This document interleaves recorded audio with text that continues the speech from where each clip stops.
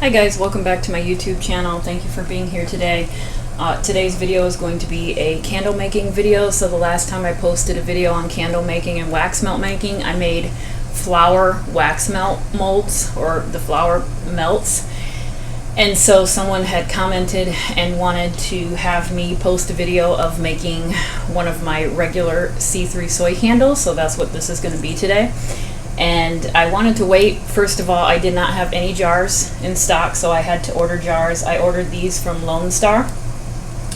And so these finally came, and I've been waiting for this particular fragrance oil from California Candle Supply.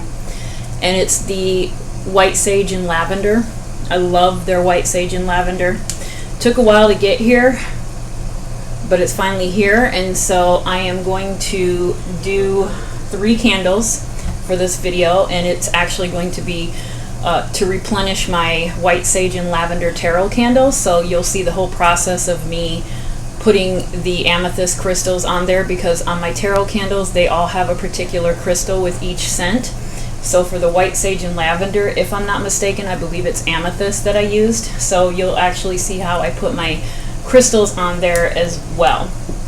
So I've got my C3 already measured out, and I'm doing the double boiler method on the stove top. And for these candles here, these are 16-ounce jars. I sell them on my Etsy shop for 14-ounce candles, because obviously 16 ounces is up to the fill line, and you can't fill a candle that far. So by rights, they're probably getting, I think I measured it one time, and it's about 15 ounces and a little over. So not quite 16 ounces, not quite 14, but I sell it as 14. And I fill them up pretty far to the top. So with 3 of these, it's not going to be quite 3 pounds.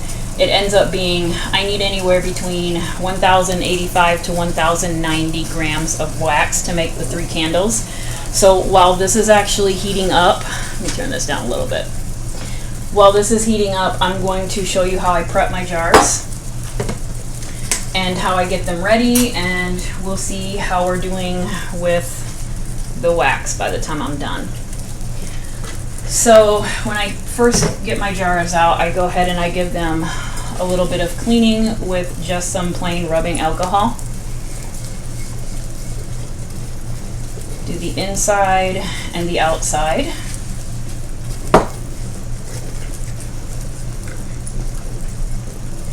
Usually I'll do this a little bit before I have all my wax melting, because I like it to air dry. The stickers do not stick very well when the jar is wet at the bottom. So for time's sake, I'm just going to dry these out a little bit.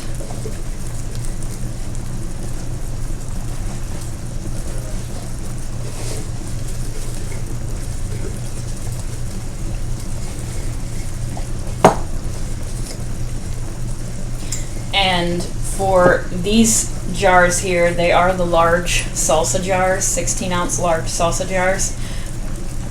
I could probably go higher, but I like to use a CD18. So that's what I use. I could probably do a 20, but the bigger you go in wicks, I notice the more soot you have and the larger mushroom, and I don't like that. So an 18 works really well.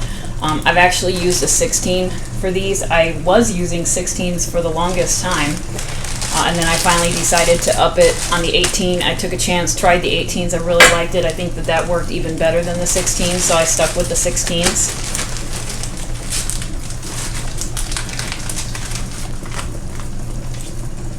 Alright, so I just get my little tabs from Amazon. I have had the ones from the candle shops before, but either one works fine. And I just use a little stick thing here, and I eyeball it. I think I mentioned in another video that I would really like to try Candle Science's single wicker, or single wick machine, but I read some of the complaints and some of the reviews on it, and it seems like it doesn't fit most jars, it's kind of specific to a certain kind of jar. So if you don't have that jar, it doesn't really do a good job at wicking for you. So in the meantime, I just do them individually and I try to eyeball it as best as I can.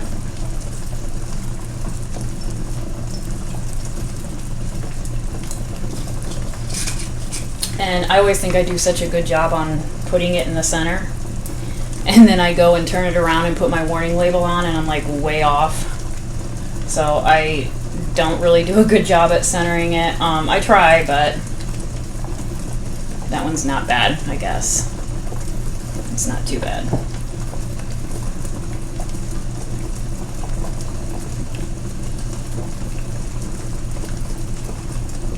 Let's see here. You can always kind of look at the bottom and see how you did on centering.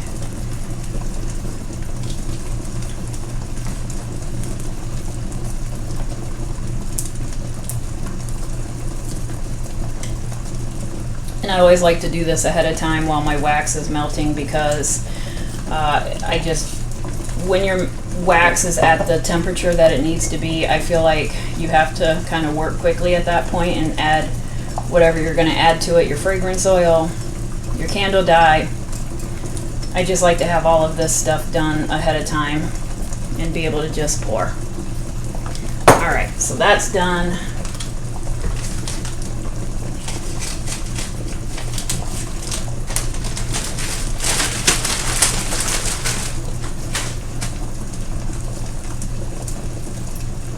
Alright, so let me go ahead and add my warning labels on the bottom.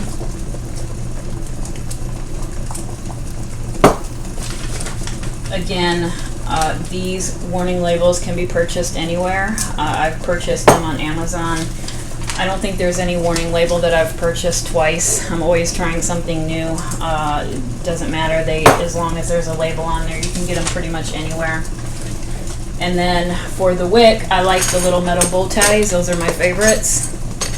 Anything above a CD18 or any kind of size equivalent to that, it's kind of hard because you can put them in that little groove. Once they get bigger than that size, they get to be too big to fit in that groove. So I do have some CD24s that I used once and I couldn't fit them in there, so I had to just kind of use this and tie it around. And then I pull that. You want it nice and taut.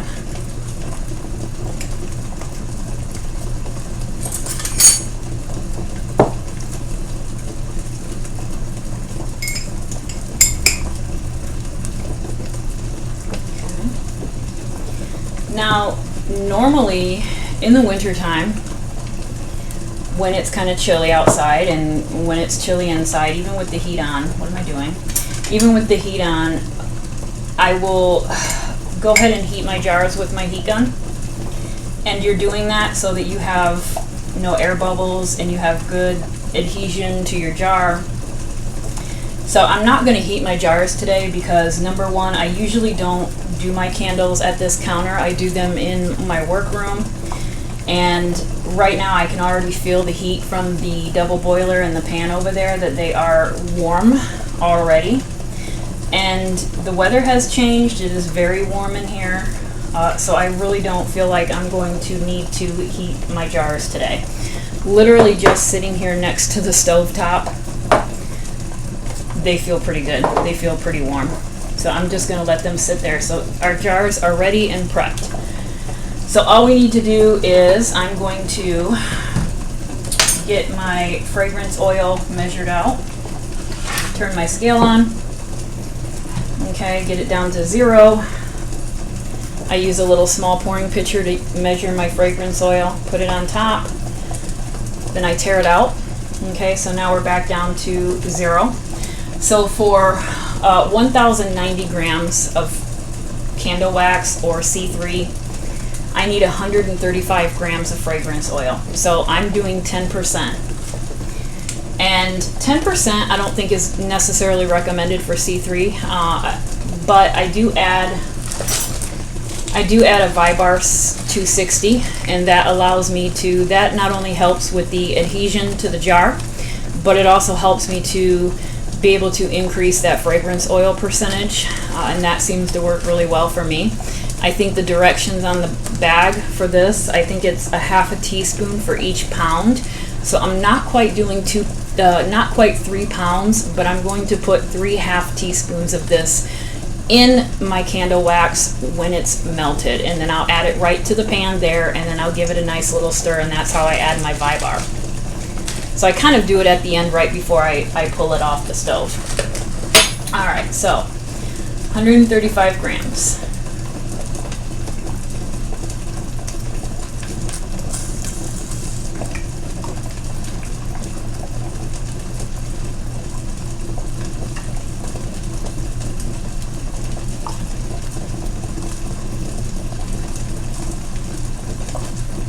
Okay, so we've got 135. Perfect. Put that aside.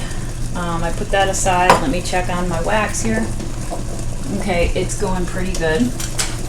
All right, so I will actually kind of clean up here, and as soon as this wax, actually let me check the temperature really quick. Yeah, we've got a while. I think we're only at 104 degrees right now.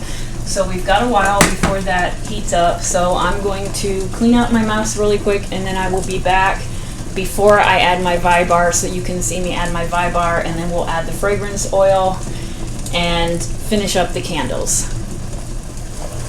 All right, I'm back. So the temperature right now is 181. I don't know if you can see that. 181. So now's the perfect time. I go ahead and add my Vybar to it.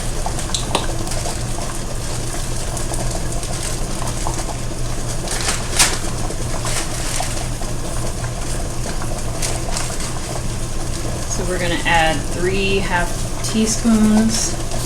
I just add it to it right like this. Try not to get it on the floor. I already got some on there. I take my little stir sticks.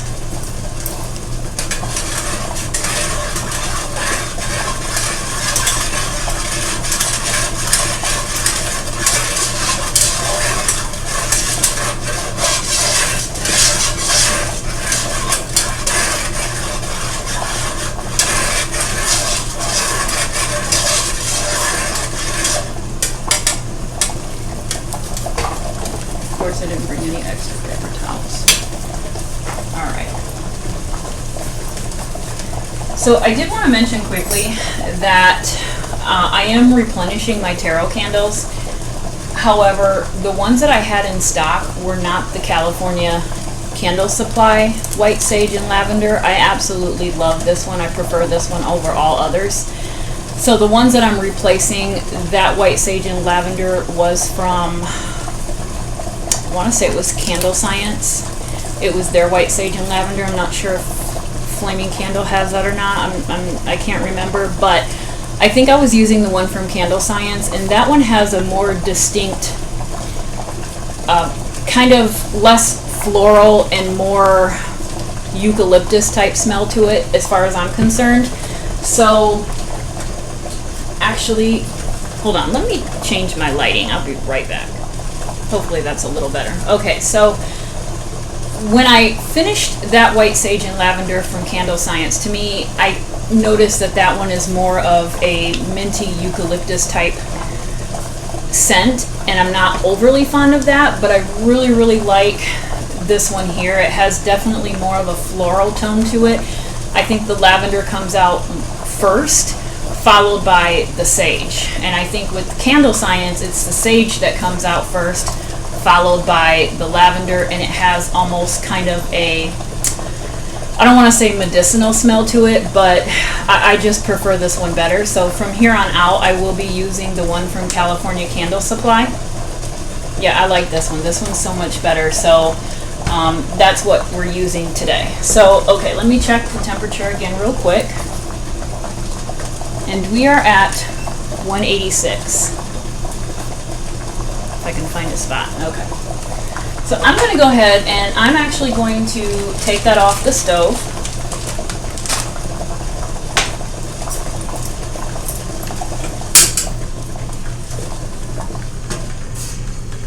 Trying to make sure I don't get any water anywhere.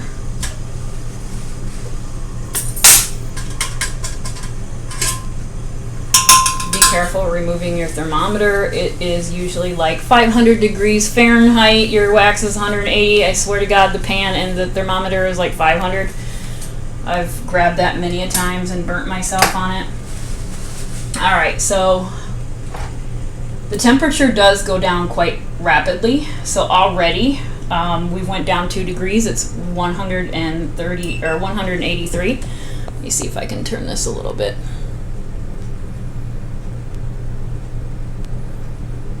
Okay, so you can see the temperature. Yeah, that handle is hot. So 184.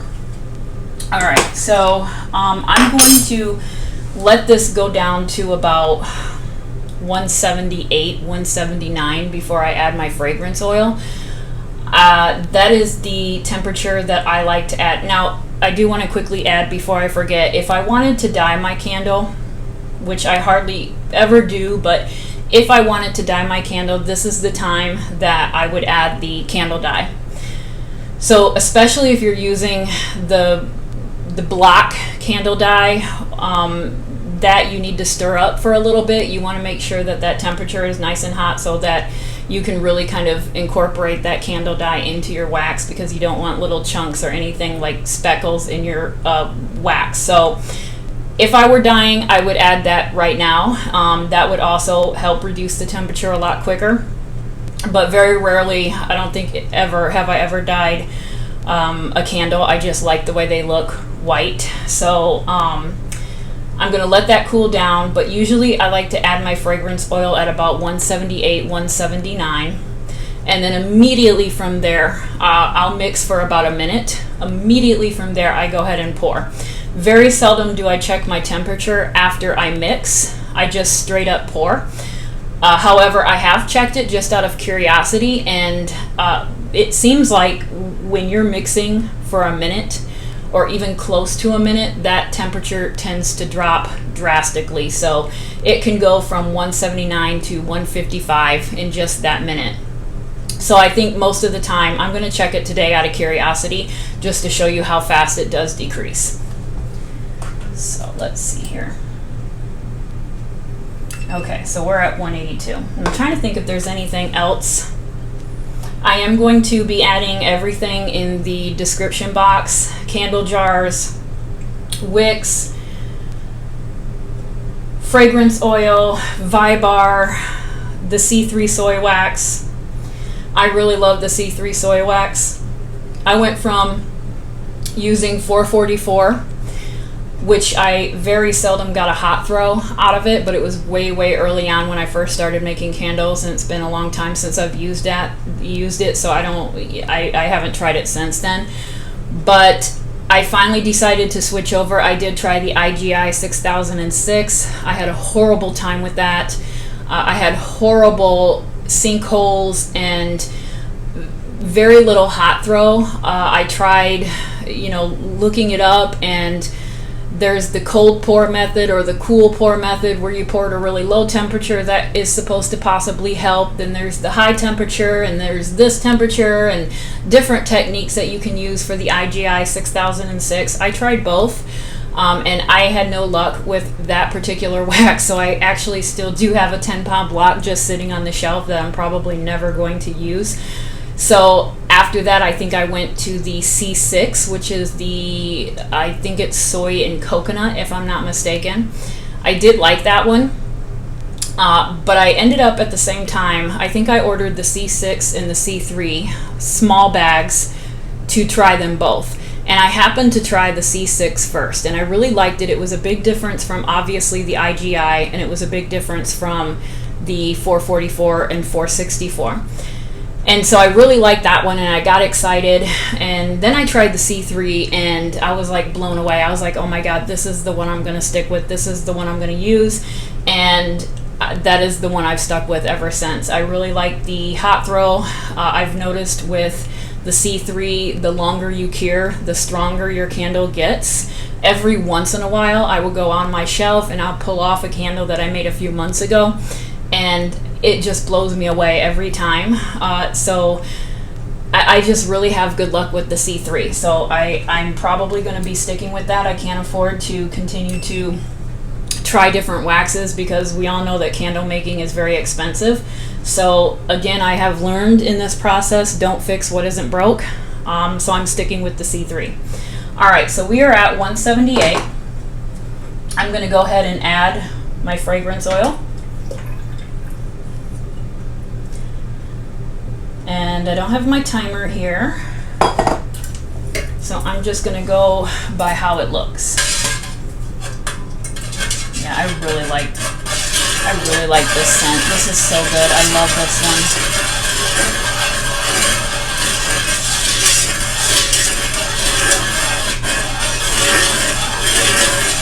You want to mix a little bit slowly. You don't want to go in there too hard.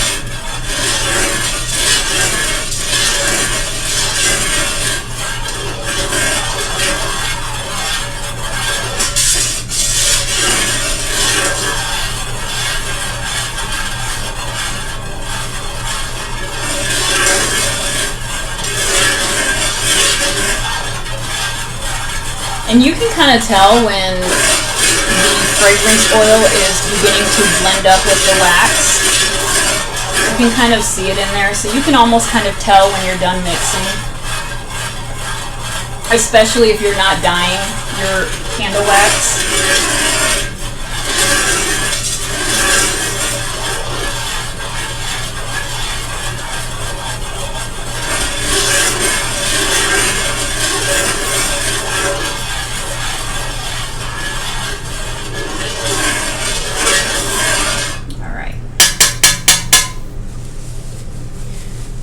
So out of curiosity, let's see what the temperature is. 162. So it does, I mean, that's like what, 13, 14 degrees that it dropped in just that little bit of time of stirring. All right, so then all I do is from there I pour it into my jars. Again, I had my jars right next to the stove top, and so they are actually, they were getting to me too warm, so I ended up moving them out a little bit. So normally, again, like I said, I would use my heat gun and I would heat them up for about 30 seconds on each candle jar. But we're going to skip that because they're already warm. You want to pour nice and slowly. So take your time with it.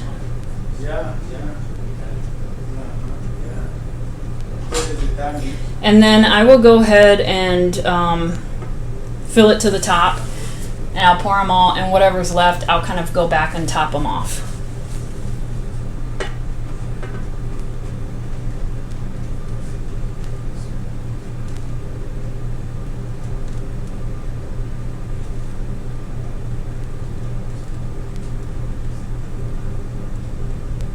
And I try not to be skimpy on my candle jars. Where was I at recently? I think I went to Kroger, and I went to the candle aisle and I pulled a candle jar off the counter or the shelf, and I think it was a 12-ounce candle. And I opened it up to smell it, and I shit you not, the candle was probably, I don't know, maybe it was a little bit, it was filled more than half of it, but it wasn't filled up to the top. So I'm thinking to myself, there's no way that that's a 12-ounce candle. They're probably getting 9 ounces. So I hate that when you buy candles and they're not filled up all the way. It just makes you feel like you're not getting your money's worth. So I do try to make sure that my candles are filled to the max. I do have to be a little bit careful with these particular, this is what I have left, with these particular jars or these particular tarot candles, because we are going to be adding crystals to the top. So I do need to have that little bit of room at the top to work with that. Let me see where we're at. But when a customer opens it up, they've got a full candle. All right. I'm pushing it, guys. I'm pushing it here. All right. And that's it. So I will just let these sit here. I think I'm going to make a few more candles. I've got some inventory I need to restock. But I will come back later on when these are all dry and solidified. But what I do is, for the crystals, I let them completely sit out here until they're done.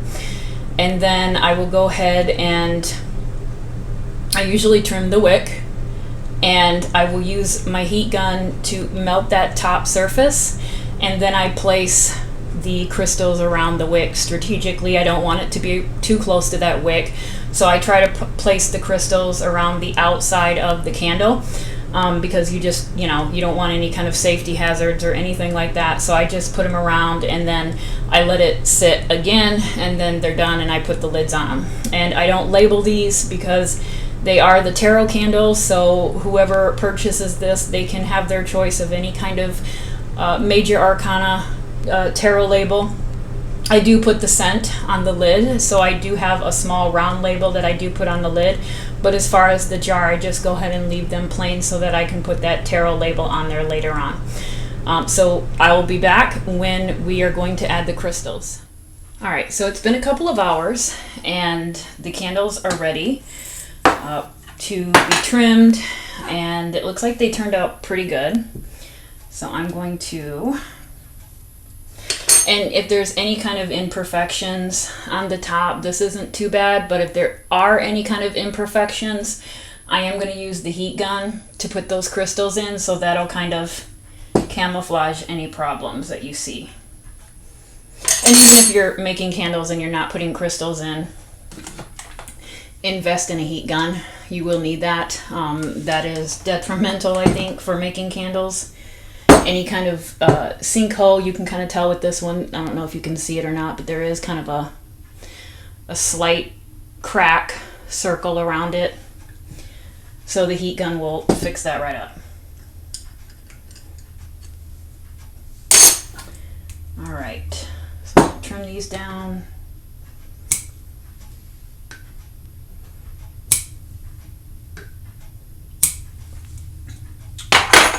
And I did put the labels on the jars,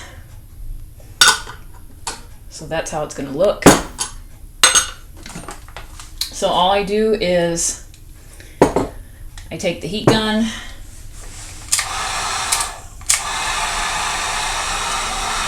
and do, especially around the edges of your jar, because that's primarily where I'm going to try to put most of the crystals, is around the far edge, or the outside of where not close to the wick.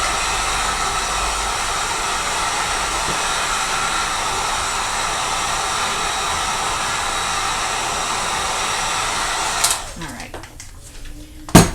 So I've got my amethyst. Try to get a good couple of big pieces in each candle.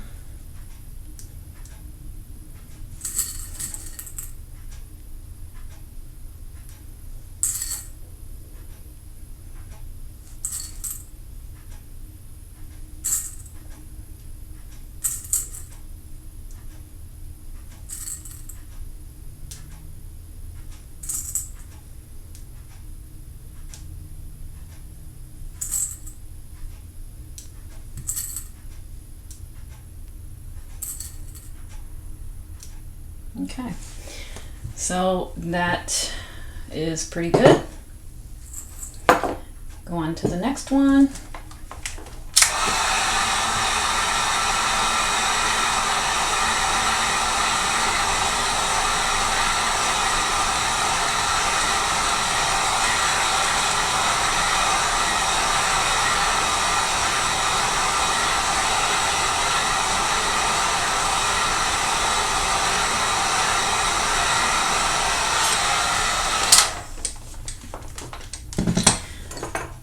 One good place to purchase crystals or chips is the Wooden Wick Candle Company. They have chips, they have crystals. They are a little bit expensive.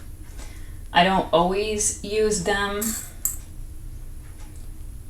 but sometimes I feel like it's safer to go with them than to just use any old thing, because I want to make sure it's safe. Again, don't get too close to the wick. All right.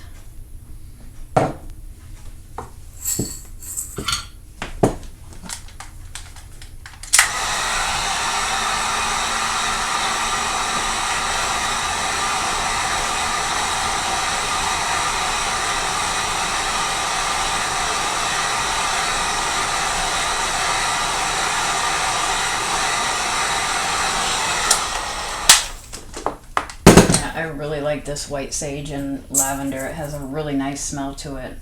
I can smell them. It smells really good. The perfect blend of sage and lavender.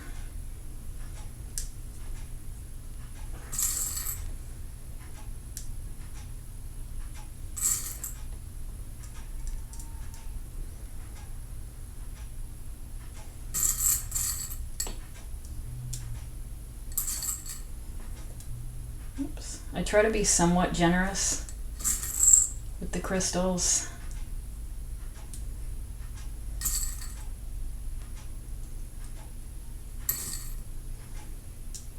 Okay. All right, so that's all we do, and then I'm going to let this sit for a while. I will probably be ready to put the lids on in about an hour, hour and a half.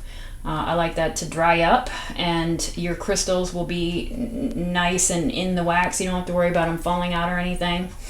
So that's how I add my crystals to my tarot candles, and I will show you what they look like when they're completely finished. All right, so here's the finished product. So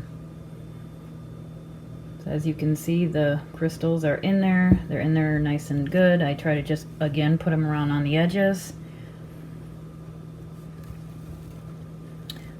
I could actually probably heat up a little bit around the wick again. So I might do that one as well as with this one. This one I think I'm pretty happy with. So I will just put the lids on them and they go on the shelf. So usually if someone orders a tarot candle, I give them the option of picking whatever one that they want as far as the labels are concerned.